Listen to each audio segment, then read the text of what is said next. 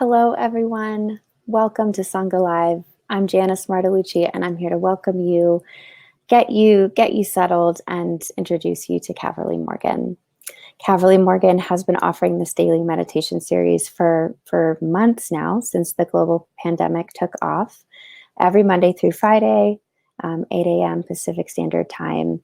The format is I'll introduce her, give some announcements, and then she'll lead a 30-minute meditation, followed by question and answer, which can either be done through typing in questions or coming on screen and having an exchange with her, which I know she really loves.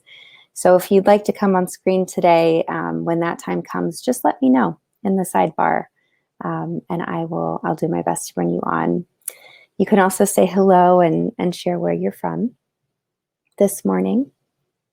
Sangha Live is a global community, and in addition to these daily meditation series, there's in-depth courses on the website. Caverly also has a course up there. And there's other things. Go ahead. I'm live right now. Sorry, folks.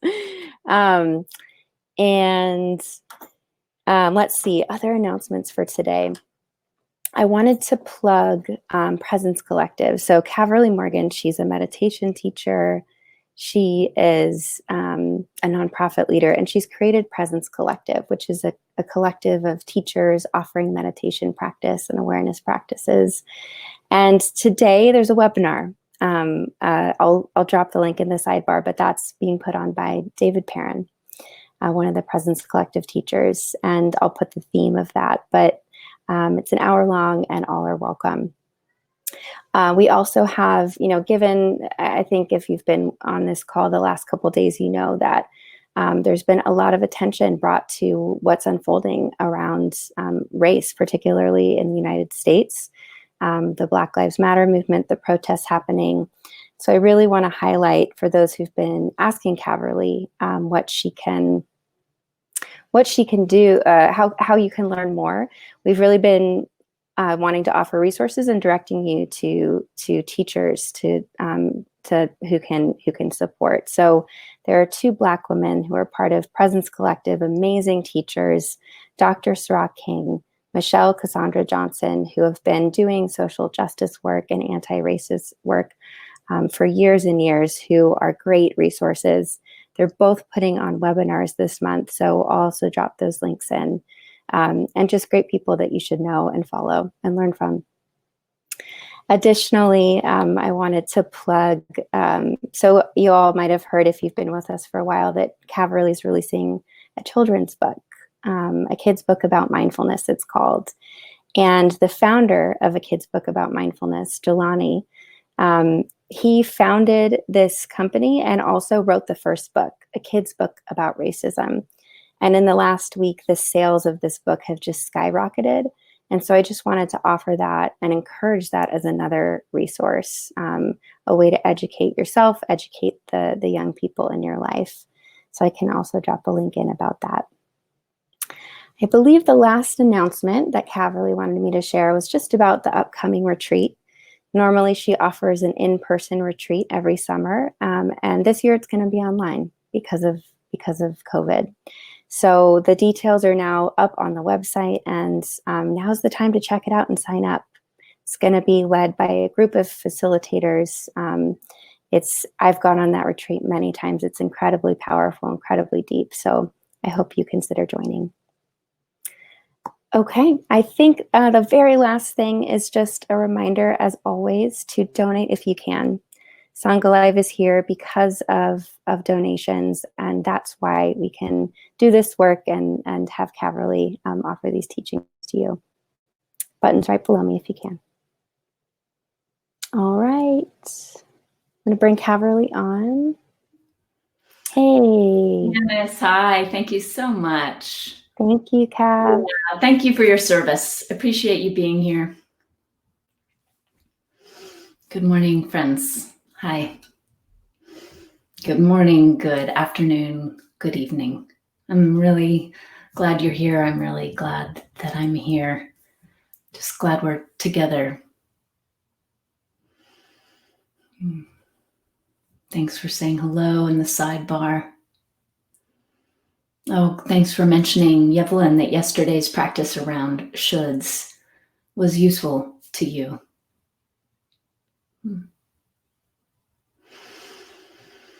Today, we're going to move straight into our seated meditation. And I brought you a poem and a new rose. So again, welcome. If you're here for the first time, we have been exploring a little bit of a theme, maybe more than a little bit. We've really been diving into conversation about process versus content. We spent some time focusing on that from a personal conditioning standpoint lens. And then recently, in light of everything that's going on in our world right now, we've been focusing on a collective lens around conditioning, patterns of conditioning, processes of conditioning. Today, I wanted to start us off with a poem from a Black author. And before we move into that meditation, the other thing we've been focusing on recently is grounding. So I want to just bring attention to the body and invite you to notice how you're sitting right now. Would it be helpful to adjust your seat or stretch the body? For those of you who are on the computer a lot during this quarantine time, maybe more than usual, stretching the arms. This is one of my favorite, stretching the arms, wrists open, good, kind of combating carpal tunnel stretch. Take a moment to notice the body, to listen to the body, and to respond. So together, appreciating being in the body as we settle in.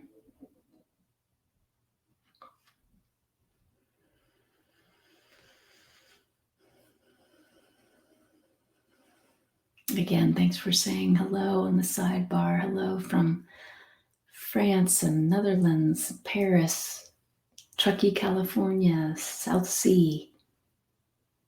Hello. Richard, hello from Portland. Yeah. Falls Church, Seattle. Hello. All right. So taking 3 of the longest and deepest inhalations and exhalations you've taken yet today as we begin this meditation.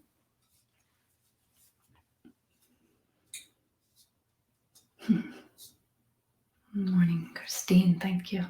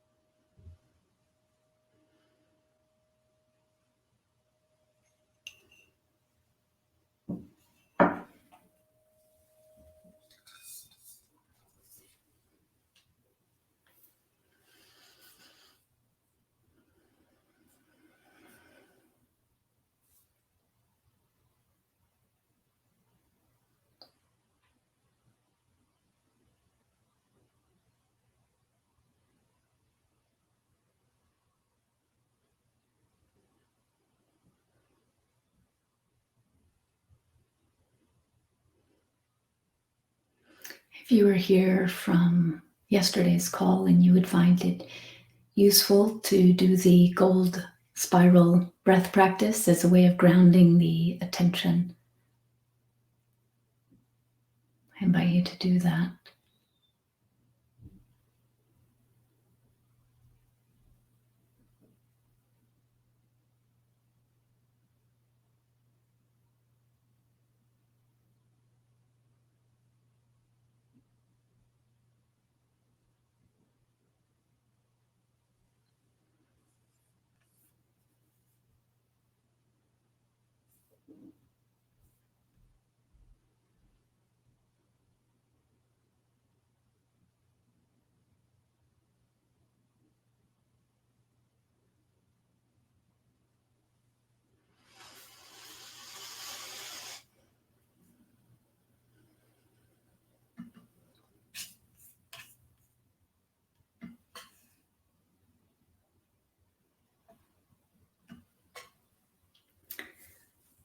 The poem that I wanted to begin today's meditation with is by Maya Angelou.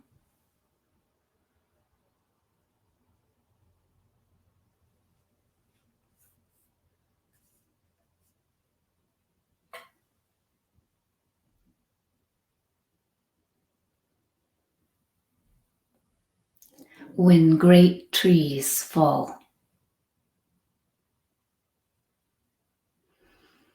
When great trees fall, rocks on distant hills shudder.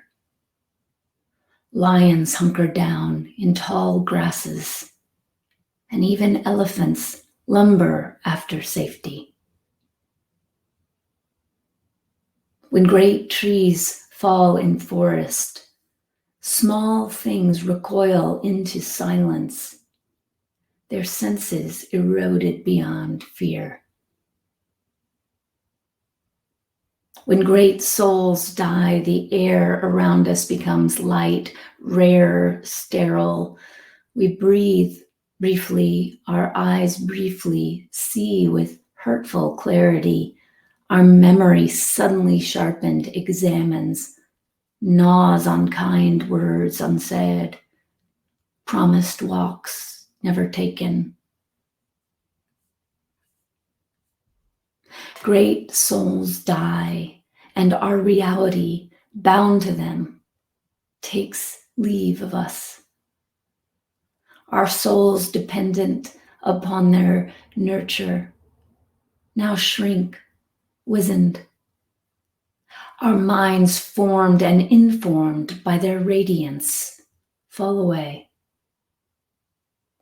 We are not so much maddened as reduced to the unutterable ignorance of dark gold caves. And when great souls die, after a period, peace blooms. Slowly and always irregularly. Spaces fill with a kind of soothing electric vibration. Our senses restored, never to be the same, whisper to us. They existed. They existed. We can be and be better, for they existed.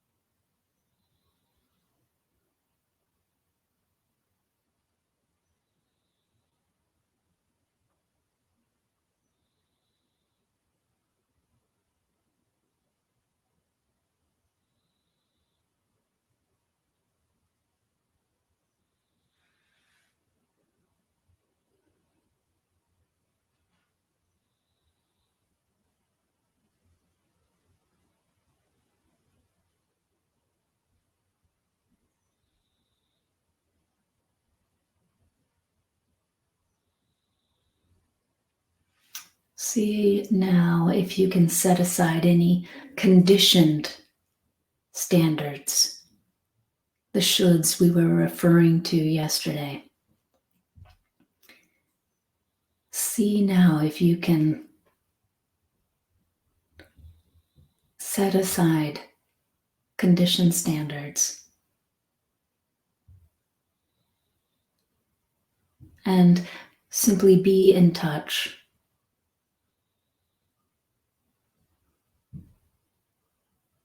with what it means to be a great soul.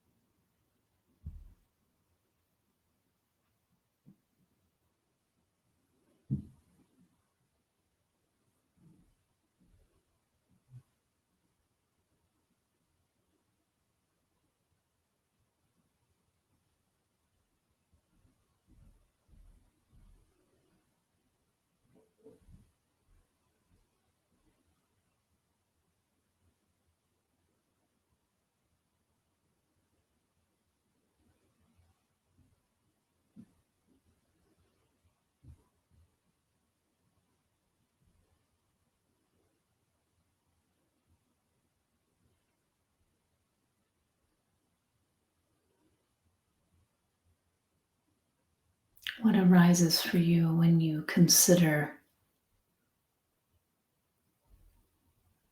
this phrase, a great soul?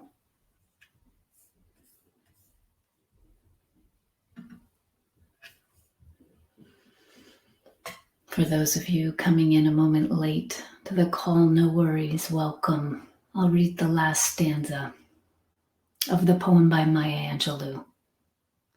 And when great souls die, after a period peace blooms, slowly and always irregularly. Spaces fill with a kind of soothing electric vibration. Our senses restored, never to be the same, whispered to us.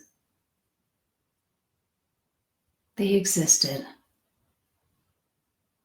They existed. We can be and be better. For they existed.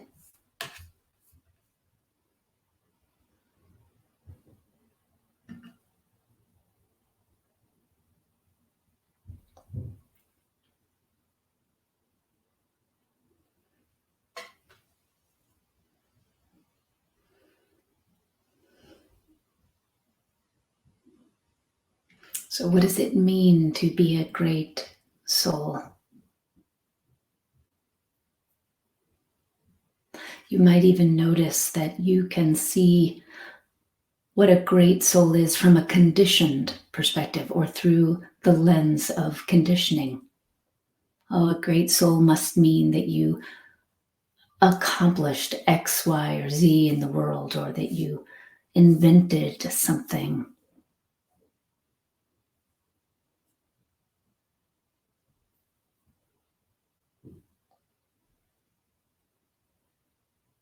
That you became famous for something important. I'm suggesting that's a conditioned view. It's not that those who fall in that category aren't great souls.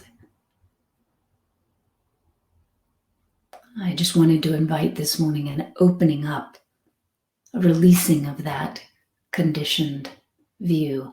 As we were talking about yesterday, if you hold that conditioned view, then quite quickly you will fall for the conditioned temptation to say to yourself, I should be like that. I haven't done anything important. I'm not a great soul.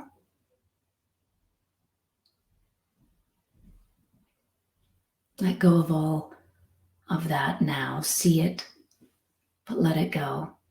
And ask, what does that mean beyond the conditioned view?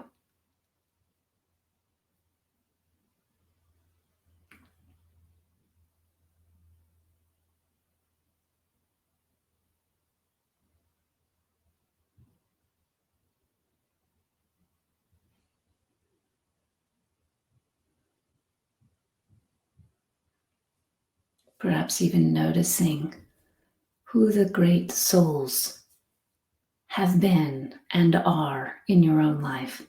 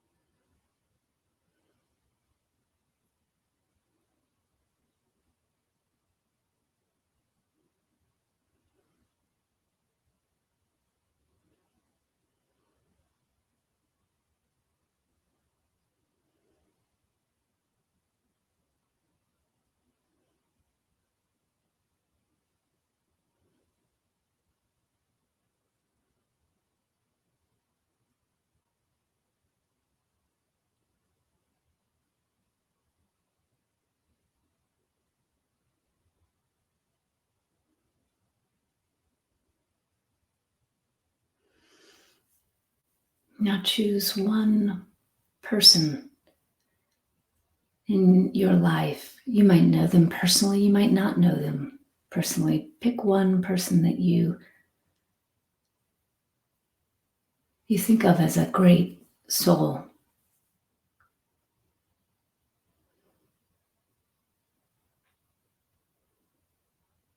Notice what there is to notice about them in this moment. How you feel in their presence.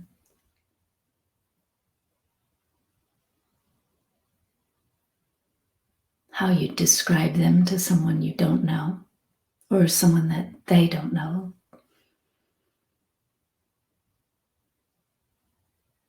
Someone who doesn't know of them.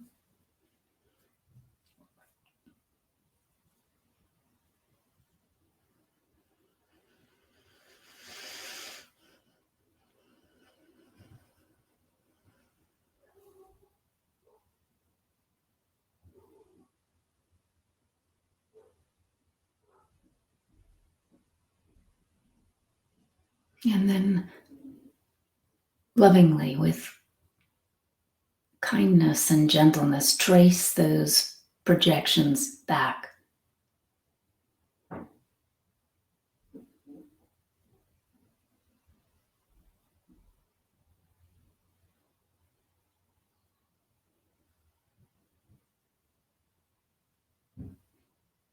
In the same way that in these sessions, we've been noticing where the attention habitually goes, and we've been drawing the attention back so that it can rest in its source.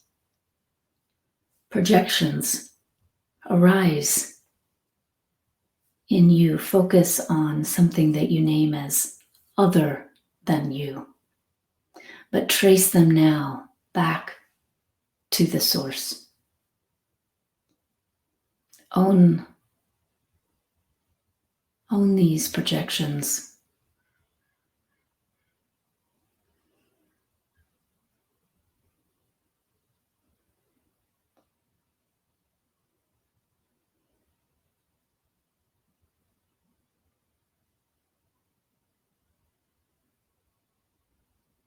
Claim them.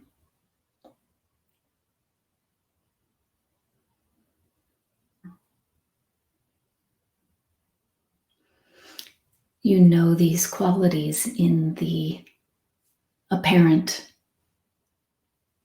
other because that is your direct experience.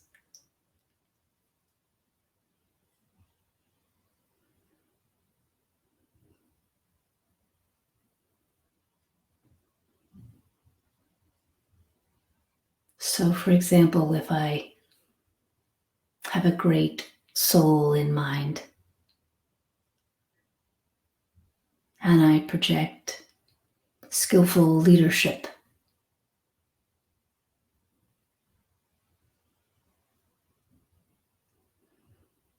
you can draw that projection back, own and claim your own innate capacity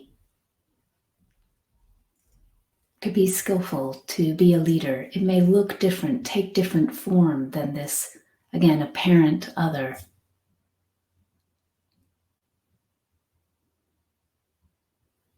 Or perhaps you project compassion.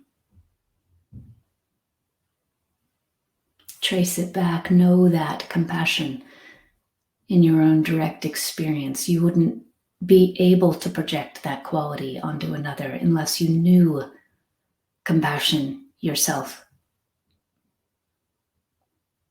And in actuality, the reason I can put the other in quotes is it's the same compassion. This exploration, this inquiry today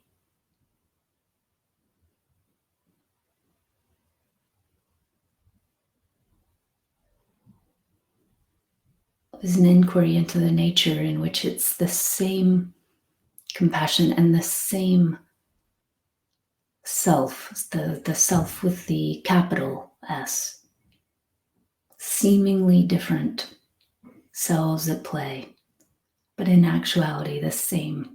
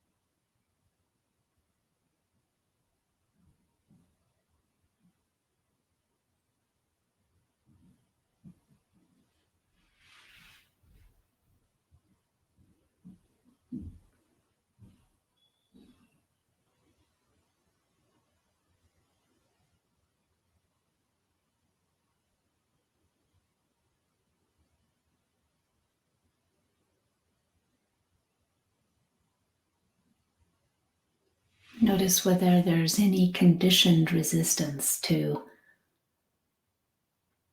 this practice of owning the projections, to claiming them, to recognize them as you,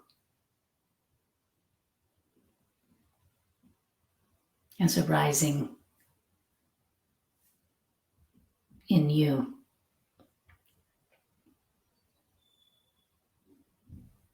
Qualities of you that take different form. You, conscious, compassionate awareness.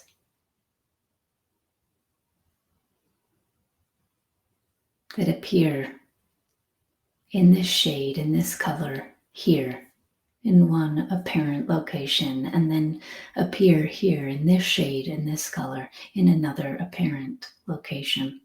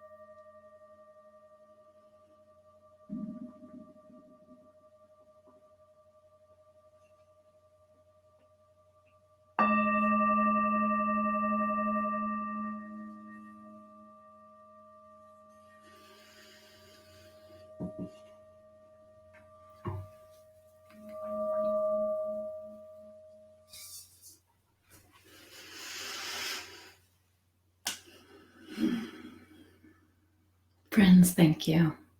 Thank you for your presence. Thank you for being.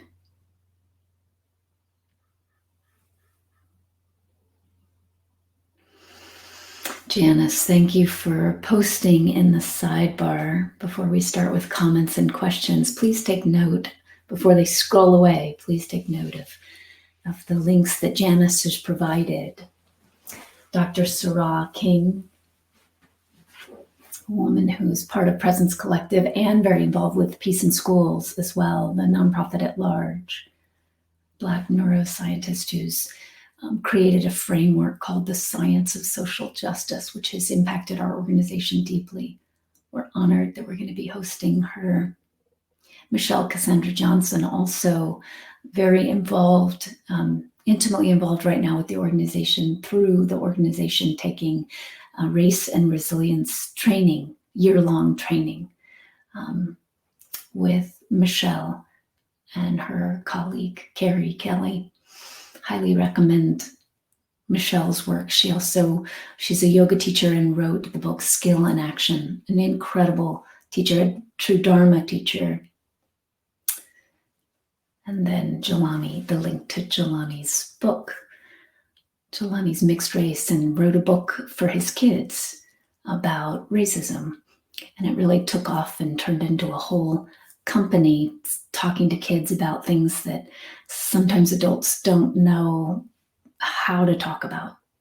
So that book gets the ball rolling in a way that's powerful. Lastly, this summer retreat, I'm so delighted, friends, that we've created a schedule that hopefully is very suitable for people in different time zones. And Alyssa has really worked hard to be sure that we've got a Q&A section on the website you can read. One of your questions might be answered there. Or if you have any other questions, you could contact Alyssa directly at alyssa@presencecollective.org. I'd love to see some friends from Sangha Live this summer. Immersion. And then lastly, just today's webinar with Dave Perrin. I've known Dave Perrin since I was a junior in college. He's deeply committed to practice. He's been training in the Shambhala tradition for as long as I've been training in the Zen tradition. And he's doing a webinar called Coming Out of Cocoon. So, friends, thank you. While I'm doing announcements, please do give a donation if you can. The button is right below me. And now I would love to hear, please, what's alive for you in this moment. You might write a word or a few words in the sidebar. You might wish to come on screen. I would love to have you on screen. Spencer, thank you, Caverly. 2 women arose during the meditation. Both are non-dual teachers that I've hosted in Seattle. Very interesting insights arose. You're willing to come on screen. Great. Spencer, please do. Janice, if you could make that happen, that would be lovely. And if there's anyone else that would like to come on screen, just write it in the sidebar and we'll bring you on after my exchange with Spencer. And then in the meantime, hi Donna, thank you. In the meantime, if there's anything again that you'd like to say, or if there's anything you'd like to ask a question about and you'd prefer not to come on screen, please go ahead and just put that in the question box or in the sidebar. And maybe, again, while we're waiting for Spencer to come on, just naming a few things that arose for you in the meditation. For example, what qualities did you project onto a great soul? What qualities came up for you? How do you define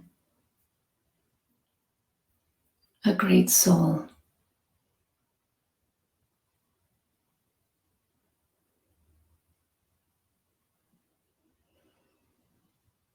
sitting with that, being with that, or writing that in the sidebar. Yes, Evelyn, compassion. Mimosa, love and compassion. Beautiful.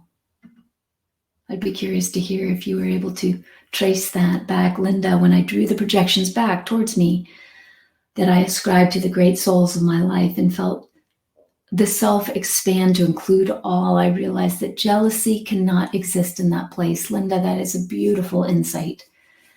In order for jealousy to exist, we have to be maintaining the distortion of self and other. We have to be maintaining that distortion. Beautiful. Compassion, wisdom, understanding. Julian, reliable equanimity. Beautiful, reliable equanimity. Sandy, what can I do with my pervasive feeling that being a human will always be so problematic? We will come back to that question, Sandy. Thank you. Hello, Spencer. Hi, Caverly. Hi. Good morning. I know you're up in Olympia. I am. Hello. Yeah, I had a little trouble. I had to actually close that whole window and open on another browser for some reason. Anyway, here I am. Here you are. During the meditation, two teachers of mine came on. First was Pamela Wilson, who I've known for 16 years, and then afterwards, then Susanna Marie also came on. I've known for about 6 years. With each of them, the same thing arose, that the qualities that each of them represented to me are very strong. Just an absolute acceptance,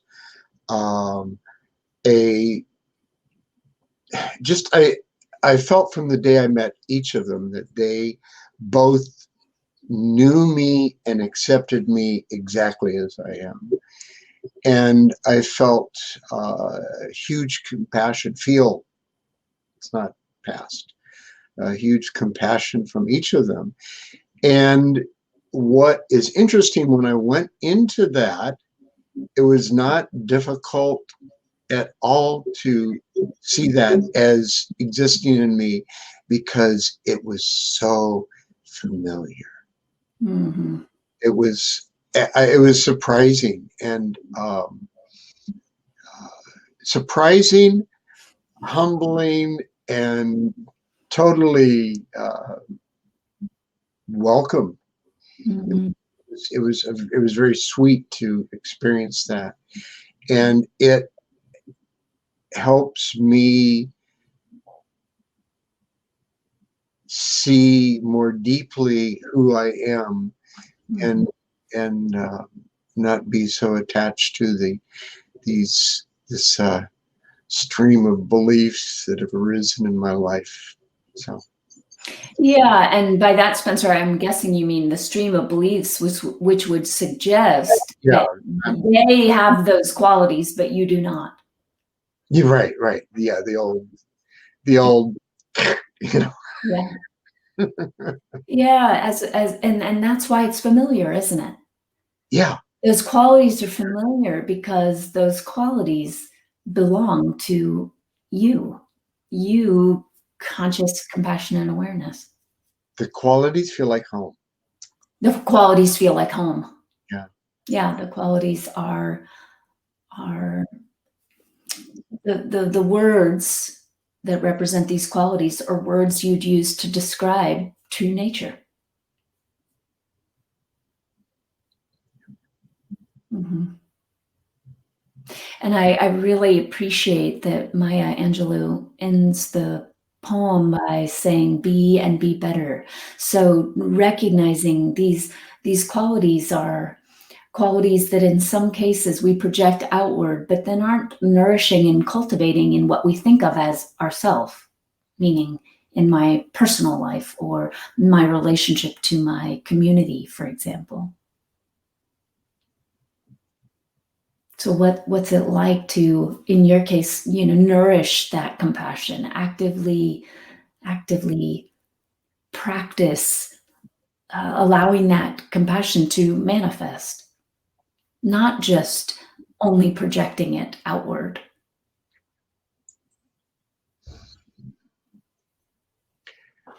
I have felt in many areas of my life that is something that's opening up. I feel more and more close to those around me. Some people I don't even know.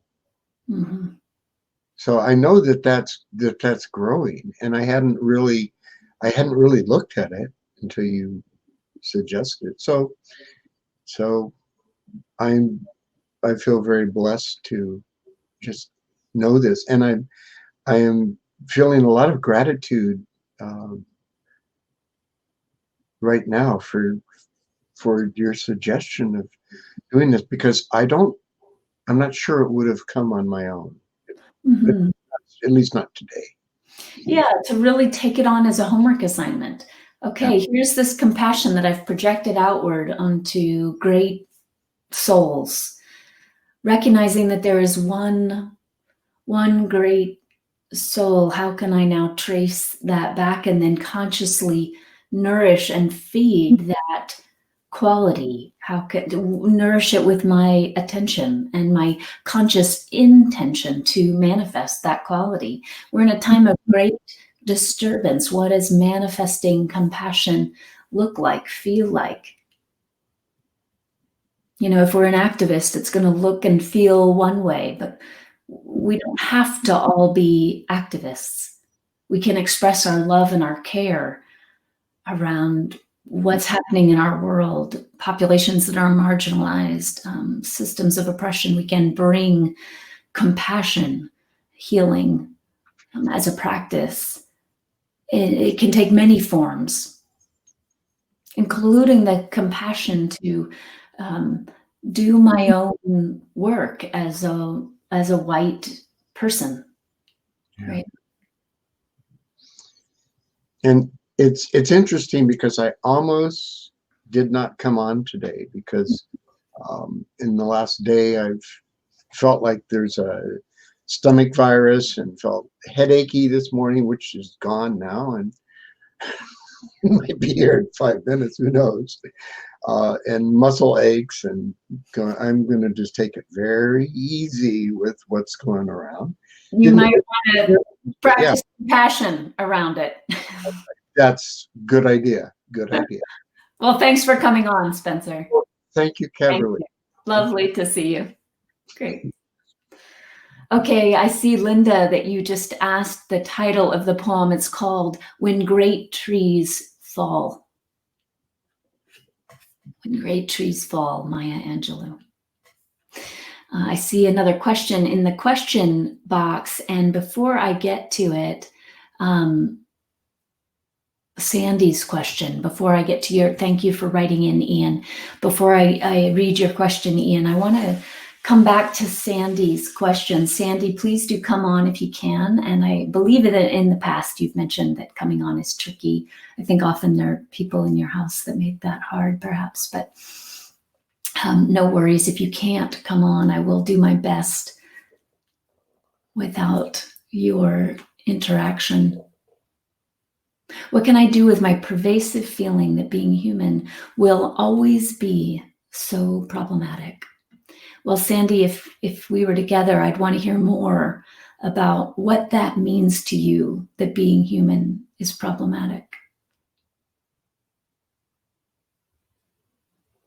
What is problematic about being human? The only thing that's problematic about being human is when we fall for the distortion that being human means that we're separate.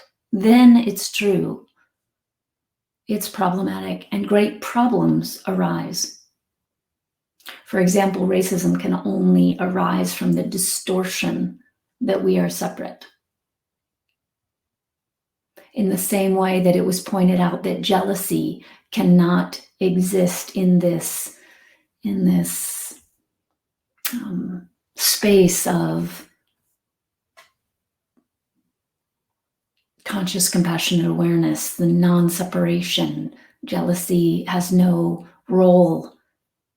Neither does racism. Neither does any form of othering. So it's actually not problematic to be human. It's problematic to identify with the ego or the illusion of a self that is separate from life, and to look at life through the lens of that distortion.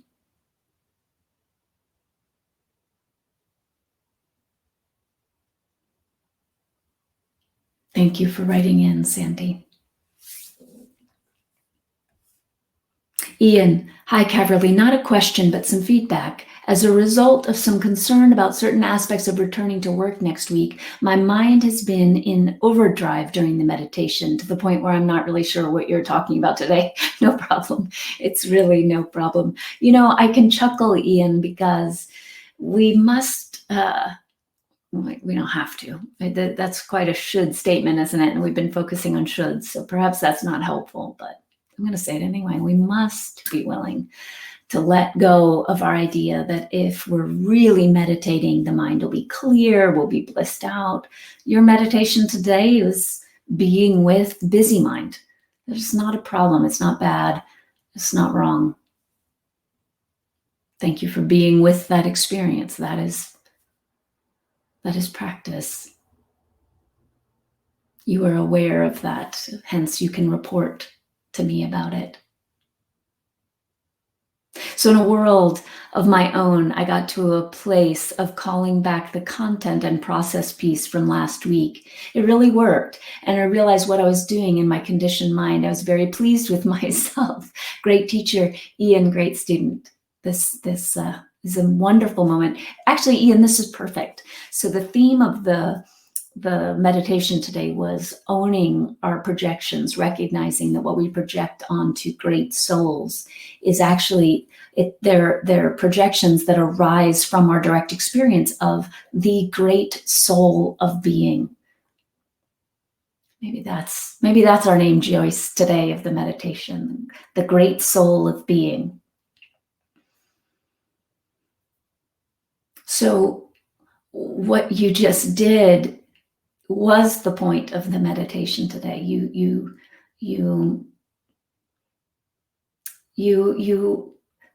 projected something out, but at the same time, Ian, you can see when you say, I'm pleased with myself, that comes from you being able to recognize the sweetness of insight.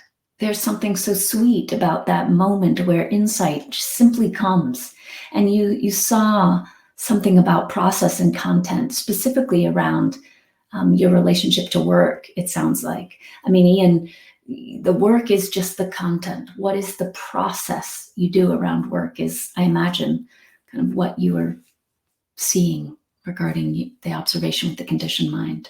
So Ian, thank you. Thank you for writing in. If you'd like to say more, please come on screen. But thank you again for writing in. Okay, Sandy. Not easy to feel free and easy and act accordingly. Feel as if living well takes immense effort. Again, Sandy, I'd love perhaps tomorrow you could be in a situation or circumstance in which calling in could work. We've had some exchanges now through writing, and I would love to see you, because I'd like to hear more about your experience of what makes not feeling free and easy difficult.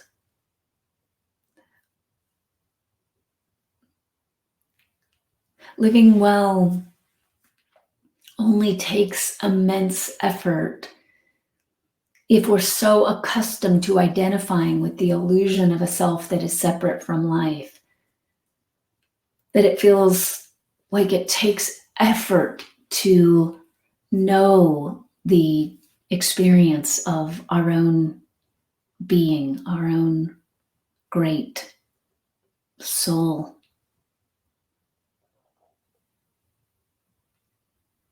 So I'd love to be able to unpack that more. It doesn't mean that your experience is invalid, but I'm asking you to consider who's having the experience of it feeling so difficult.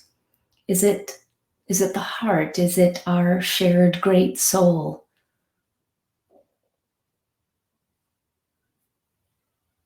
Or is it something else? Thank you, Sandy. Charlie, being able to recognize the sweetness of insight, love that. Oh, great. Christine, so many great souls. Lifelong learning, curiosity, deep loving, striving towards that which is just, honest, and kind, integrating beauty, art, and nature into everyday life. As you do, I'm fortunate I know Christine, so as you do, as you are, Christine, I'm so glad you got to own those projections today, I hope. Kiki, a great soul I know, is Stephanie Dowrick, and I always feel unconditional love and acceptance, as well as deep peace when I'm in her presence, or even when I think about her. Lovely, Kiki. I hope today you had a chance to own that projection, draw it back, recognize that as you. Friends, I just saw the time. Thank you. Thank you for being here today. We must end for now, but I'll be here tomorrow. I look forward to seeing you tomorrow. If you have any requests, anything you'd like to focus on for tomorrow's session, please, as we close out, just write that in the sidebar. And I'm very open to your suggestion, to your naming what's alive for you in practice right now. And again, if you can show up to experience Dave's teaching, so you get a feel for who these teachers are offering this summer retreat, that would be lovely. Again, I just would love to see folks from this community in our summer immersion. Thank you again for your practice, and thank you for being here. See you tomorrow.